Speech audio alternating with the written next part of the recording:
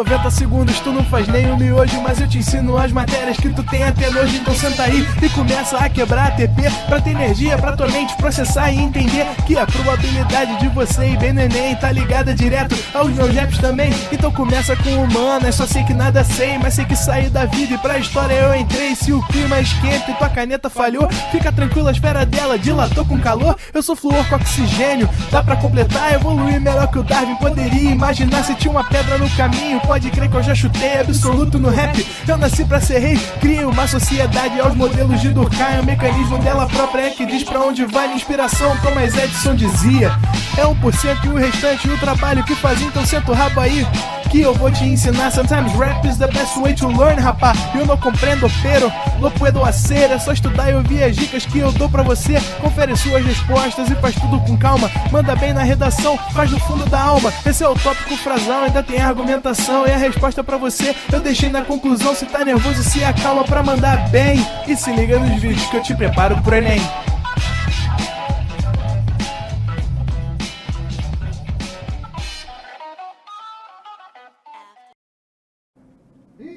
Estamos ao vivo, estamos online, Camila. Fala, galera! Como é que vocês estão? Tudo bem? Boa noite a todos. Boa noite, Amanda aí, ó. ADM de lei do nosso chat, né? Boa noite, Marina, Karen com C, Rodrigo, Bia, todo mundo que tá mandando aí um boa noite / boa tarde. Estamos naquele momento de transição e estamos aqui numa semana de preparação para a Unicamp, né? Um vestibular que eu gosto bastante, assim, acho a prova de biologia da Unicamp muito legal, muito bem feita, né? Uma prova bonita, assim, extensa, né? Mas que aborda assuntos que são atuais, questões que cobram realmente assuntos que são importantes. Na segunda fase, a gente vai ver aqui hoje, nesse material, uma Unicamp trazendo alguns assuntos que não aparecem no Enem, tá? Mas que é bom pra gente dar uma olhadinha pra prova. Mas é uma prova muito boa, tá? Uma prova muito legal pra biologia, mas tem ali suas especificidades. Tem alguns assuntos que aparecem ali na Unicamp que não vão aparecer numa preparação pro Enem, por exemplo. E a gente vai estar trabalhando ali com uma prova discursiva, né? Então, uma prova um pouquinho mais enjoada, porque você não tem ali as opções, né? Você não tem que achar a certa. Você realmente vai ter que saber o que você vai colocar ali. Mas peguei várias questões de muitos assuntos variados. A gente vai ter 2 aulas de biologia para a Unicamp, né? Essa e uma intervalinha, mais uma outra. Então, acho que vai dar para cobrar, vai dar para ver muita coisa. Vai dar para ver muitos conteúdos, muitos assuntos. Acho que vai ser bem legal para quem tá se preparando para a Unicamp, essa revisão. E vai mandando aí no chat, ó. Bia se juntou a nós, Fábio, tá?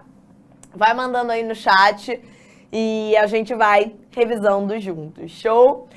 Na Unicamp, gente, apesar da gente estar aqui, né, Bio 1, Bio 2, pra ver que essa aula de Bio 1, Bio 2, é difícil você achar uma questão que ela aborde uma só frente da biologia. As questões, elas são muito mistas, né? Elas dialogam muito entre biologia 1 e biologia 2. São todas questões da Unicamp aqui nesse material. Então não se peguem tanto a isso. Como a gente tem 2 aulas de biologia hoje, a gente vai acabar nas 2 revisando um pouquinho das 2 frentes. Porque as questões são realmente de biologia, tá? Não tem tanto isso de separar em frentes numa mesma questão. Estão me perguntando ali o que eu prefiro, né? Se é biologia 1 ou biologia 2. Não sei, gente. Acho que eu não tenho uma preferência, não. Assim, eu tenho aulas que eu gosto muito, tanto em biologia 1 quanto em biologia 2. Tá? Eu tenho aulas favoritas e aulas que eu não gosto nas 2 frentes. Então, fica até difícil dizer assim, uma frente que eu gosto mais. Acho que depende da aula da semana. Talvez vá ter semanas que eu prefiro a biologia 1, vão ter semanas que eu prefiro a biologia 2. Vai depender muito. Mas vamos lá. Vamos começar. Já começo logo com essa primeira questão, que é uma questão, como eu falei com vocês, de um assunto que não apareceria talvez no Enem. Talvez não apareceria no Enem, tá? A letra B dessa questão, ela é bem mais específica. Do material, eu acho que essa, sem dúvida, é uma das mais difíceis. Vamos ler juntos, ó. Embora a teoria cromossômica mendeliana da hereditariedade estivesse bem fundamentada na década de 20, buscavam-se evidências celulares de que os cromossomos trocavam partes, que é o chamado crossing over. Crossing over, para quem não lembra, é a troca de pedacinhos, de fragmentos entre os cromossomos homólogos. Tá? Entre os cromossomos que têm o mesmo gene na mesma posição. Tem que ser a troca entre homólogo, tá, gente? Tem que trocar pedacinhos entre homólogos. Justamente porque eles têm o mesmo gene na mesma posição. Então, se eu tenho um cromossomo que tem ali numa determinada posição um gene para cor de cabelo, ele tem que trocar com um outro cromossomo que tem ali no mesmo lugar um gene para cor de cabelo, para fazer sentido essa troca, né? Ele vai trocar a cor de cabelo por cor de cabelo. Ah, Camila, mas se é tudo gene para cor de cabelo, por que eles trocariam? Porque não necessariamente é a mesma cor. Em um cromossomo eu posso ter cor de cabelo preta, no outro eu posso ter cor de cabelo azul, cor de cabelo azul, cor de cabelo louro, entendeu? Então tem essa troca entre homólogos. Essas evidências justificariam porque algumas observações diferiam do esperado pela segregação independente dos cromossomos. Vamos lá. Diversos estudos sobre a genética de milho, conduzidos por Lowell Fitz-Randolph, buscaram identificar evidências celulares do crossing over em metáfase 1. Entretanto, quando Barbara McClintock investigou o crossing over em paquíteno, que é uma das subfases da prófase 1, a pesquisadora obteve sucesso junto ao microscópio. Explica uma razão do sucesso nos experimentos lá da Bárbara e uma importância do crossing over. Então observa, gente, que ele está te falando que tinham 2 pesquisadores procurando uma evidência do crossing over. Tinha esse cara aqui, o Randolph, e tinha essa moça, a Bárbara. Só que eles foram olhar lá na meiose. A gente sabe que o crossing over é a troca entre cromossomos homólogos na meiose. Só que ele olhou na metáfase. E ela olhou no paquíteno da prófase. Por que ela achou, né? Ela teve sucesso e ele não, tá, gente? E aí é uma questão bem desse início de meiose mesmo. De você lembrar ali das fases da meiose 1. Vamos dar uma relembrada muito rapidinha, né? Não vou dar uma aula de meiose, obviamente, porque senão não renderia aqui em 45 minutos, mas só para pelo menos a gente se situar. Então, olha só. A gente teria meiose 1 dividida em prófase, metáfase, anáfase e telófase 1. A prófase é a fase um pouquinho mais chata, né? Porque quando a gente pega ali a prófase 1, ela vai ser dividida em subfases. Quais são as subfases? Quem lembra? Você tinha ali o leptóteno. Vou deixar os espacinhos aqui, tá? O zigóteno. O paquíteno, que ele menciona, né? O diplóteno. Show? E a diacinese. Tem até aquele macete bobinho, né, que a gente fala pra vocês. Linda zebrinha passeia de dia. Linda zebrinha passeia de dia. Pra você lembrar do leptóteno, zigóteno, paquíteno, diplóteno e diacinese. As subfases da prófase 1. Relembrando brevemente o que acontece em cada uma. No leptóteno, galera, então imagina que aqui tá a célula. Tá lá o núcleo. Dentro do núcleo, o DNA todo emboladinho ali na forma de cromatina. No leptóteno, é quando essa cromatina ela vai condensar em cromossomo. Então, eu começo a ver aqui dentro do núcleo cromossomos. E aí eu começo a ver, por exemplo, só para dar um exemplo, tá, gente? Os cromossomos azuis e os vermelhos. Então, no leptóteno, a cromatina virou cromossomo. Zigóteno. O zigóteno é a fase onde dentro ali do núcleo a gente tem o emparelhamento dos homólogos. Um homólogo vai ficar do ladinho do outro. O azul vai ficar do lado do azul. O vermelho vai ficar do lado do vermelho. Por que, Camila? Por que no zigoto eles se emparelham? Por que um homólogo fica do lado do outro? Porque no paquítano é onde vai existir o crossing. É onde eles vão trocar pedacinhos. O azul vai trocar lá um pedacinho com azul. E o vermelho vai trocar um pedacinho com outro vermelho. É a fase onde eu consigo ver ali o quiasma. Ou seja, as cromátides ali, ó, uma em cima da outra. A perninha de um homólogo em cima da perninha do outro, tá? É a fase onde está acontecendo o crossing over, a fase onde eles estão trocando esses pedacinhos. No diplóteno, é uma fase onde eu visualizo ainda esse crossing. E na diacinese, esses cromossomos se separam e vão para o citoplasma. Eu tenho a perda do núcleo. Show? Então, a Bárbara, ela teve sucesso, gente, porque ela viu o paquítano. Como ela viu o paquítano, ela viu exatamente a fase onde ocorre o crossing over. A fase onde ocorre as trocas entre os cromossomos homólogos, tá? O outro cara, ele viu na metáfase. Na metáfase 1. Na metáfase 1 o crossing já aconteceu. Metáfase 1 é aquela fase onde os cromossomos eles ficam no meio da célula, formando aquela placa metafásica ou equatorial, lembra? Um homólogo em cima do outro. O vermelho em cima do vermelho, o azul em cima do azul. Eles vão ficar presos naquele chamado fuso acromático. Por que fica um homólogo em cima do outro? Por que fica assim no meio da célula? Porque na anáfase 1, o fuso vai encurtar e a gente vai ter a separação dos homólogos. Cada um vai para um polo da célula. E na telófase 1, para a gente poder fechar, vamos botar ela aqui nesse cantinho mesmo.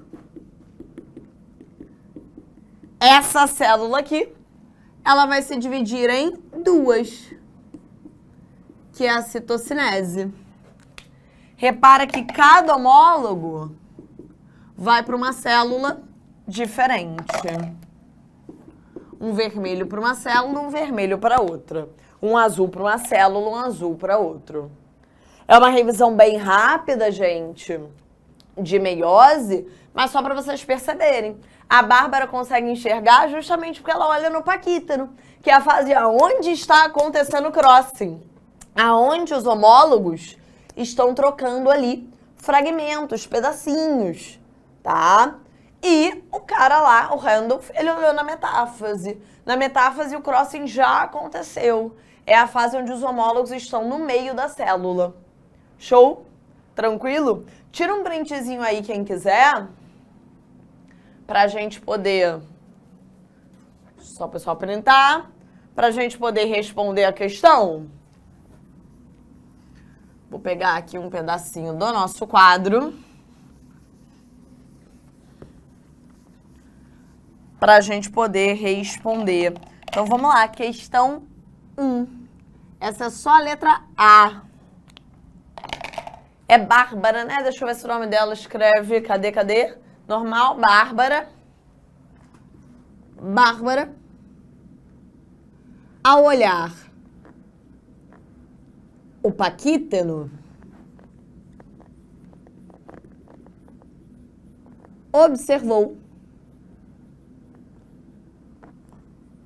exatamente a fase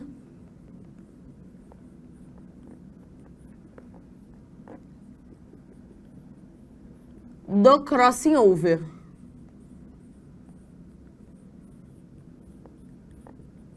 Ou seja, visualizou o quiasma, que é o ponto de sobreposição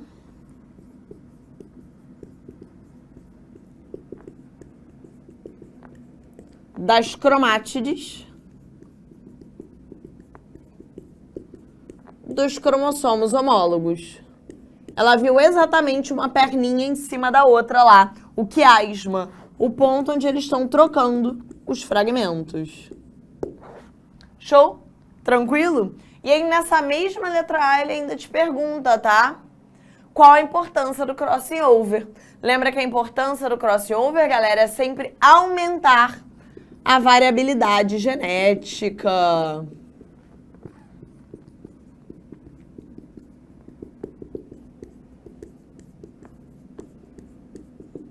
Imagina o seguinte, só que um exemplo bem rapidinho como eu estava dando. O homólogo com outro homólogo. Nesse azul aqui, eu tenho gene para cabelo louro. No homólogo dele, né, no outro azul, eu tenho gene para cabelo preto.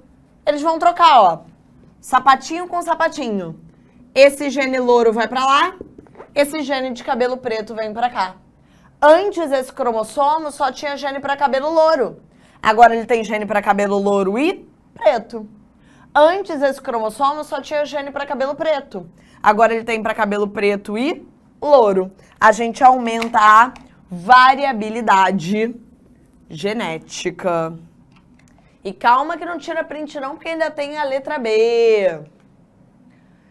A tabela a seguir representa a proporção fenotípica de indivíduos, geração F1, após o cruzamento, em um experimento realizado em milho. Sendo os genes responsáveis pelos fenótipos Fzão, Gzão e Hzão ligados nessa sequência, o que é possível inferir sobre a distância entre os genes? Justifique. Considere que Fzinho, Gzinho e Hzinho representam estados fenotípicos alternativos para os caracteres controlados pelos genes responsáveis Fzão, Gzão e Hzão, respectivamente.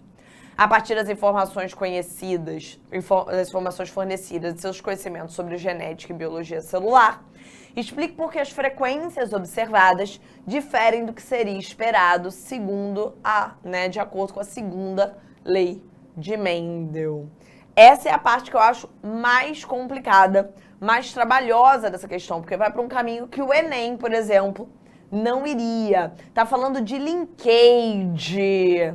Tá falando que esses genes, eles estão no mesmo cromossomo. Então, no mesmo cromossomo, eu tenho lá o Fzão, o Gzão e Hzão. Eles estão ligados. Eles não têm segregação independente, que nem a segunda lei de Mendel diz. Lembra, galera? Fazendo um resuminho aqui bem rápido. Deixa eu apagar essa parte aqui. Que lá na segunda lei de Mendel, vou trabalhar com os genes que vocês estão acostumados, né? Lá na segunda lei, quando eu falo que o indivíduo, né, é Azão, Azinho, Bezão, Bezinho, cada um desses genes está num cromossomo diferente. Então, eu tenho lá um cromossomo que tem o gene Azão, né? Não vou botar duplicado não para vocês não se confundirem. Vou botar o cromossomo simples. Eu tenho lá um cromossomo que tem o gene Azão ou Azinho. E eu tenho um outro cromossomo que tem o gene Bezão e o gene Bezinho. Tá? É o que a gente chama de segregação independente. Mandar o Azão não significa mandar o Bezão junto. Por isso que para saber o que esse indivíduo manda para os filhos, a gente faz lá o chuveirinho.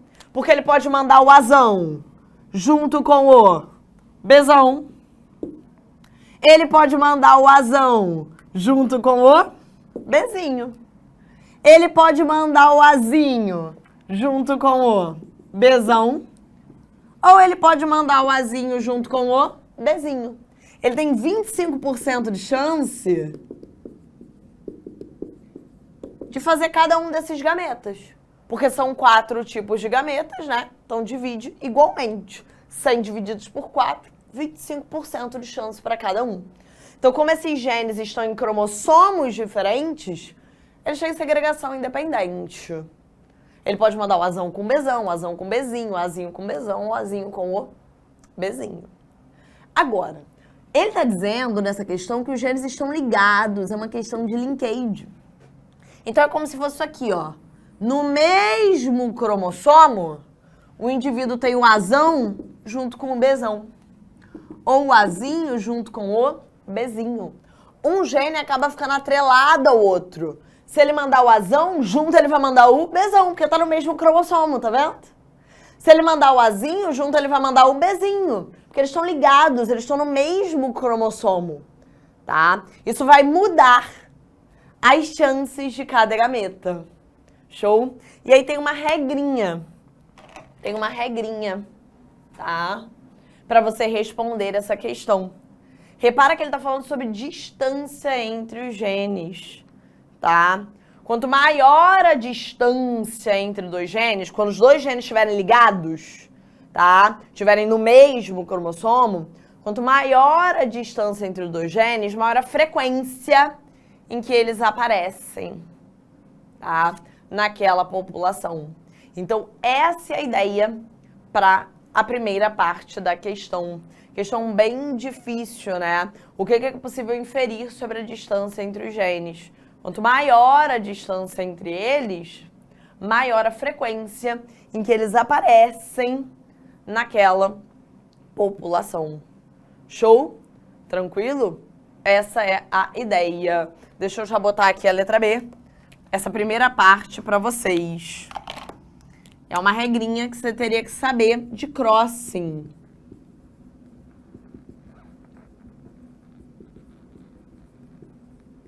Quanto maior a distância, maior a frequência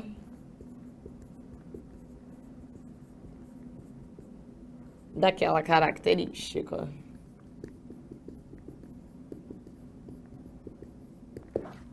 Mas não acabou ainda, tá? Ele ainda tá te perguntando o seguinte: por que essas frequências seriam diferentes se fosse na segunda lei de Mendel? Porque é aquilo que eu falei com vocês. Na segunda lei de Mendel, a gente teria segregação independente. O Fzão, o Gzão e o Hzão estariam em cromossomos diferentes. Então, a chance de você mandar o Fzão, o Gzão e o Hzão seria a mesma. A proporção de gametas seria igual, né? Não teria chance mais de levar um gene ou outro. Show? Então, na segunda lei,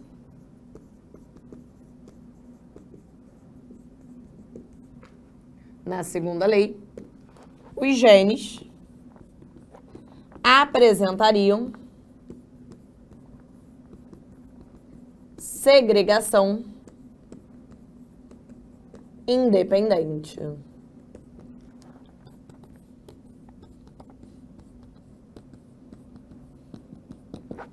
Show? Assim, você pode complementar. Assim, todos os gametas são produzidos na mesma proporção.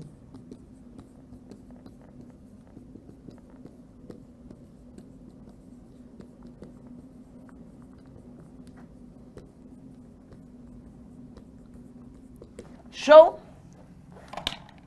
Tira um print aí dessa questão 1, gente, desse gabarito. Essa é a questão mais chatinha desse material, porque cobre um assunto que realmente o Enem não entra de forma tão específica, tá? Mas agora, se aparecer na Unicamp, você já tem uma noção de boa sobre essa questão. Vambora! Vamos fazer essa questão 2 aqui da Unicamp, ó.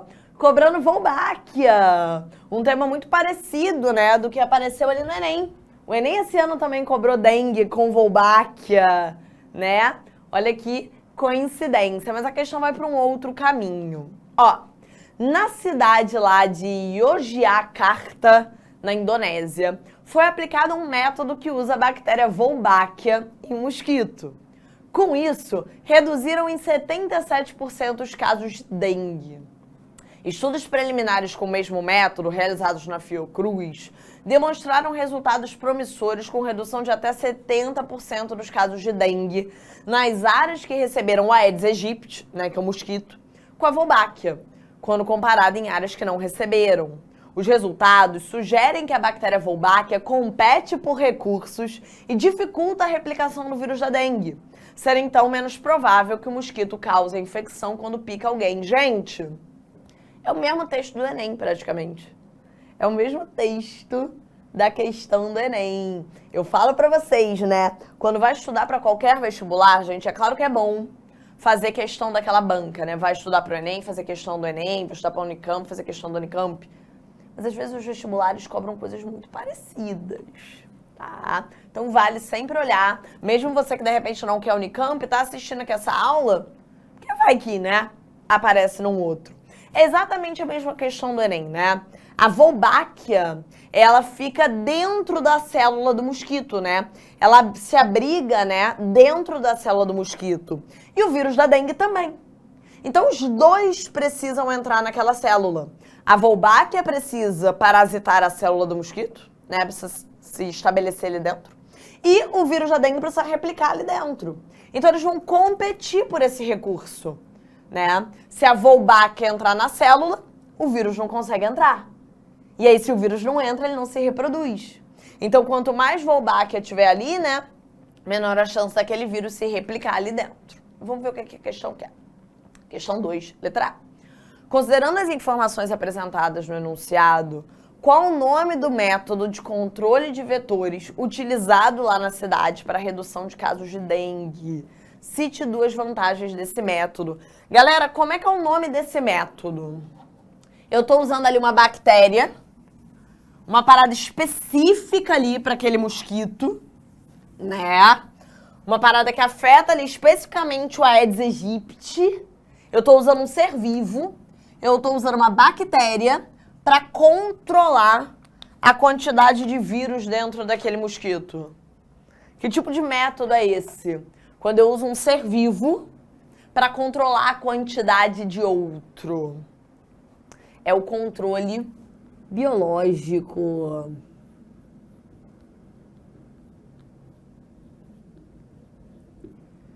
Qual a vantagem de eu usar controle biológico, gente? Qual a vantagem de eu colocar a Wolbachia dentro do mosquito, impedindo que o vírus da dengue se replique ali, ao invés de, sei lá, usar um inseticida, que é o mais comum, né? Se eu tô pensando numa virose, que é a dengue, transmitida por mosquito, o mais comum é a gente usar inseticida para matar o mosquito. Qual a vantagem de eu usar a Wolbachia, que compete com o vírus da dengue ali pela célula do mosquito, ao invés de eu usar um inseticida? Primeira coisa, galera, que você tem que pensar. O inseticida ele é uma substância que vai poluir o ambiente. A Wolbachia, ela vai ser específica ali pro mosquito da dengue. Ela vai ficar dentro da célula do Aedes aegypti. Eu reduzo os danos ambientais, eu reduzo o impacto ambiental.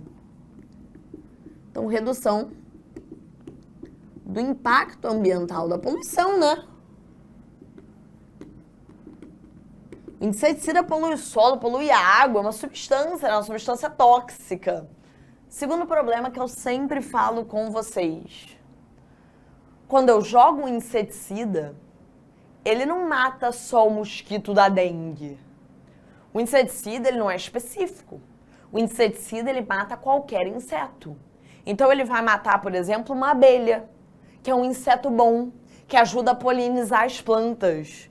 Olha a desgraça. A Wolbachia não.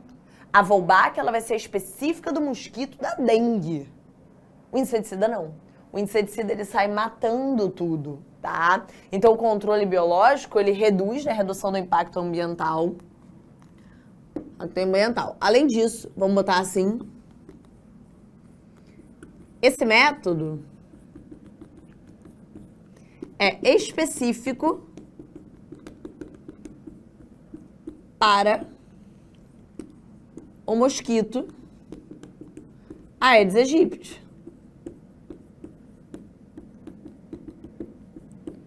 Já o inseticida, já o uso de inseticida, por exemplo,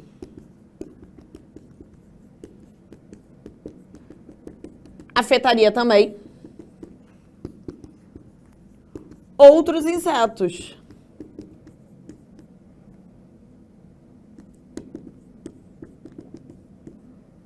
como as abelhas, que têm importante papel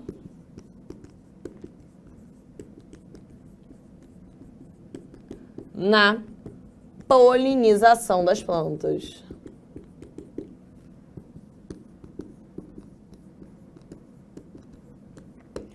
Então, controle biológico é sempre muito bom, tá, gente? E não precisa ser só Wolbachia, não. Por exemplo, eu posso usar um predador específico daquele vetor, né? E aí, qual a vantagem disso? Por exemplo, vamos supor que na minha plantação, tá? Eu tenho um inseto praga. Imagina que eu tenho lá uma plantação e aquela minha plantação está sendo atacada por um inseto praga. Está sendo atacada por aquele inseto, está sendo atacada por um bando de inseto praga. Estão destruindo minha plantação. Se eu jogo um inseticida, eu vou matar a praga, mas eu vou matar também as abelhas, que são insetos bons, que estavam polinizando as minhas flores. Agora, eu posso colocar ali um predador específico daquele inseto praga. Controle biológico. Eu estou usando um ser vivo, eu estou usando um predador para controlar a minha praga. E por que isso é importante? Primeiro que ele é específico. Aquele predador, ele só vai matar aquele meu inseto praga. Ele não vai matar a abelha, porque ele só come aquele inseto praga. E quando aquele inseto praga acabar, aquele predador vai ficar sem comida. Então ele vai morrer também. Então é uma forma que não polui o ambiente e é muito mais específica do que, por exemplo, você sair tacando um inseticida que sai matando todos os insetos, os bons e os ruins naquele meio. Show? Calma que ainda tem letra B. Letra B. A malária é transmitida pela picada do mosquito do gênero Anopheles. E sabe-se que 99% dos casos são registrados na região amazônica. Explica um fator ambiental que favoreça a manutenção do ciclo de transmissão nessa região. Malária é uma doença causada por, protozoário, que é o plasmódio, que é transmitido por um mosquito. Por que na região amazônica isso é favorecido? Porque você tem alto índice de chuva, né, gente? Mosquito gosta de lugar quente e com muita chuva para se reproduzir, tá? Então esse já é o fator ambiental que a gente pode colocar aqui. Já dá para apertar aqui um pouquinho essa letra B, tá? Fator ambiental, clima quente, altas temperaturas e elevado índice de chuva, né? Elevado índice pluviométrico, que é como eu chamo o índice de chuva de um local. Show de bola. Tá quente, tá chovendo muito, o mosquito adora. Tanto que essas doenças de mosquito são muito mais comuns em países tropicais. Ó, assim como muitos outros insetos, os mosquitos do gênero Anopheles e Aedes possuem uma característica morfológica que lhes permitiu a colonização e ampla distribuição geográfica. Qual característica morfológica é essa? Justifique sua resposta. Então ele quer aqui, ó, ele quer aqui uma característica que os mosquitos têm, que fazem com que eles consigam se distribuir muito pelo espaço. Característica morfológica, cuidado. Ele não quer nada fisiológico. Ele não quer que você fale de sistemas, de nada disso. Ele quer alguma coisa da morfologia, do corpinho. Pensa no corpinho de um inseto, de um mosquito. Corpinho de mosquito tem 6 patas e tem asa. Presença de asas, né, gente? O que dá a eles a capacidade de voar e se espalhar por aí, tá? Então, bem basicão, presença de asas.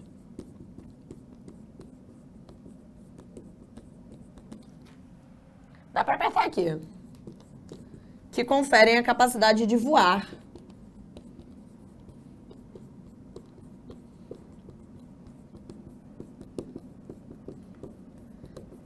E se espalhar pelos ambientes. Tira o printzinho aí. Tira o printzinho aí.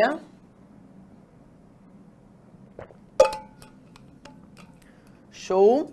Ó, Lobiel mandou ali, ó. Camila, nessa questão eu vacilei, pensei em biorremediação. Não. Biorremediação é quando eu uso um ser vivo ou algum aparato dele, sim, para eliminar ali algum impacto ambiental. Por exemplo, uso bactérias para eliminar o petróleo de uma determinada região.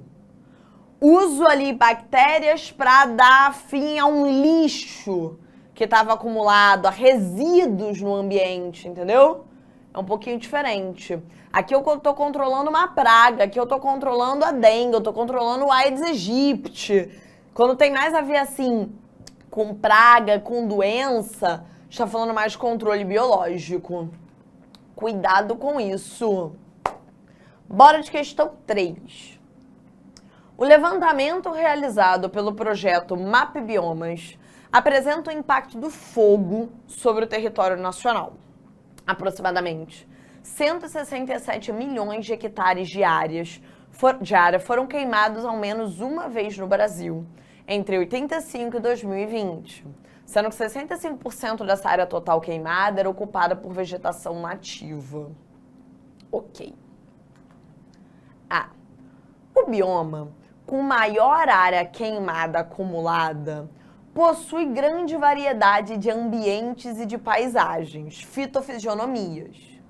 Cite 2 tipos de formação vegetal desse bioma. Explique uma motivação para ação antrópica associada às queimadas nesse bioma. Bem, vamos ver o bioma com maior área queimada. O bioma com maior área queimada é esse bioma 1 aqui, ó. Bem no centro-oeste do nosso país. Que bioma é esse aqui? Bem no centro-oeste do nosso país, galera. Cerrado, né? O bioma é o cerrado. Ele não me perguntou qual é o bioma, né? Volta ali na questão pra mim, diretor. Calma aí. Ele não me perguntou qual é o bioma, tá? Mas eu sei que é o cerrado. Mas ele quer 2 tipos de formação vegetal. Características das plantas do cerrado. Galera, planta do cerrado. Você pode botar a presença das raízes profundas. Lembra? Vou botar aqui algumas que você poderia colocar, ó. Presença de raízes profundas. Lembra que o cerrado, ele passa por uma estação de seca. Nessa época de seca, as plantas, elas aproveitam essas raízes profundas para pegar água lá do lençol freático, tá?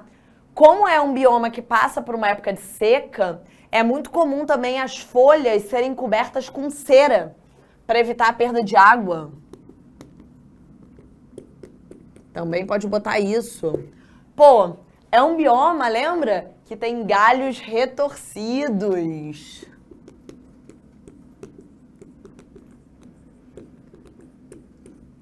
É um bioma que pega fogo naturalmente.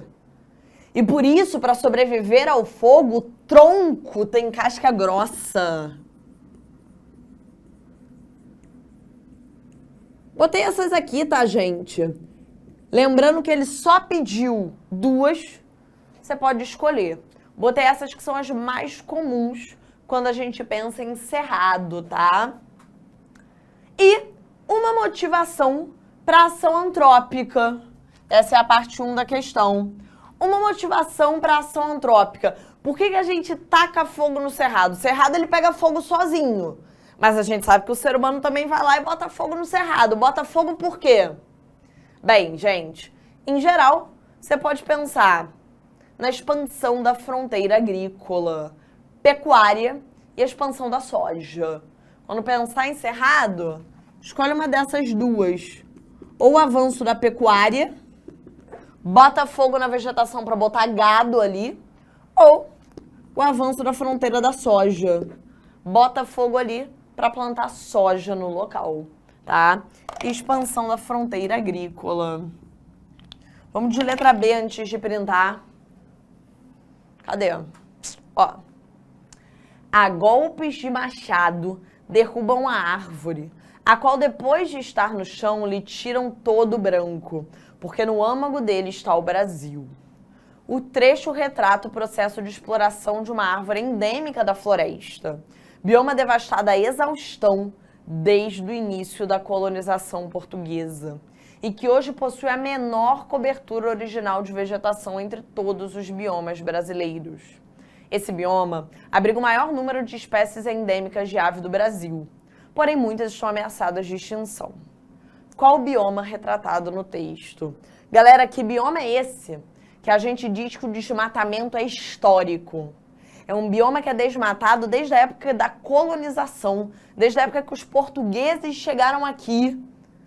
É a Mata Atlântica. Os portugueses chegaram pelo litoral, já chegaram ali desmatando a Mata Atlântica. Mata Atlântica.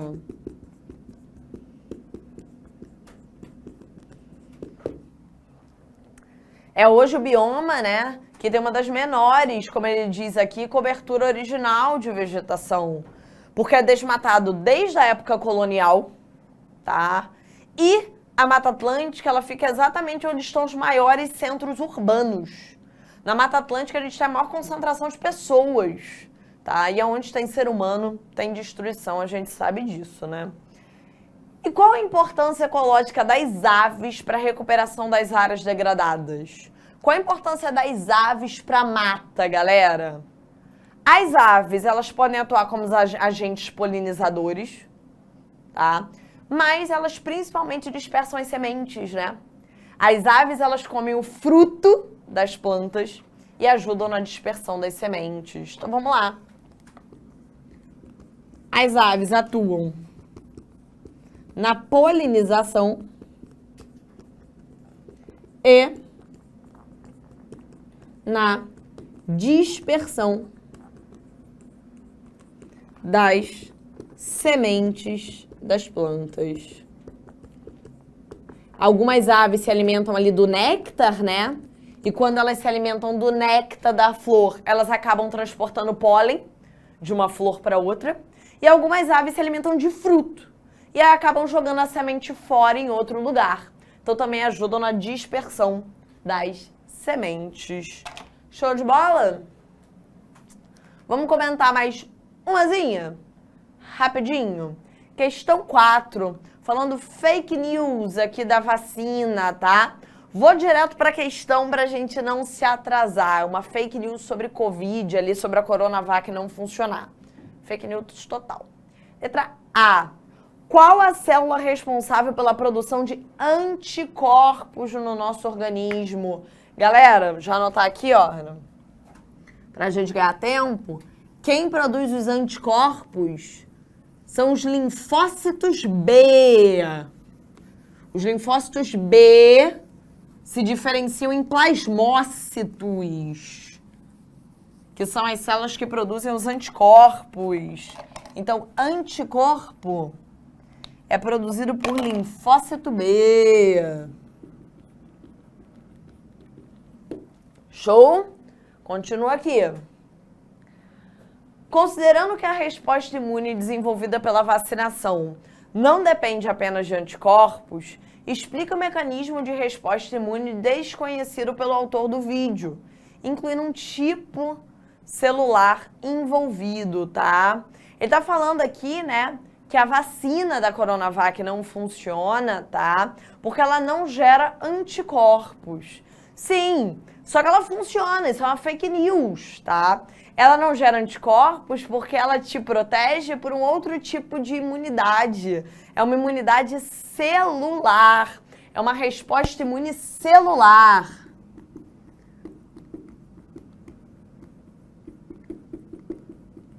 Resposta imune celular é, por exemplo, feita por linfócitos T. Linfócitos T citotóxicos. Esses linfócitos, eles não produzem anticorpos. Eles são citotóxicos porque eles atacam as células infectadas. É uma imunidade direta. A célula vai lá e ataca a outra. Ou agente invasor, tá? Então, resposta imune celular. Por exemplo, realizada por linfócitos T citotóxicos que atuam diretamente, por isso que é celular, A célula atua diretamente ali, ela não produz alguma coisa, tipo um anticorpo, na célula alvo. Show? E a letra B, só pra gente comentar, tá? Nem vou chegar a botar ela no quadro, daqui a pouco o pessoal printa ali. Ele tá falando o que é evolução convergente. Lembra que evolução convergente é quando eu tenho indivíduos sem parentesco próximo, que ficam parecidos porque se adaptam ali, né? Porque sofrem a mesma pressão seletiva, porque vivem no mesmo ambiente.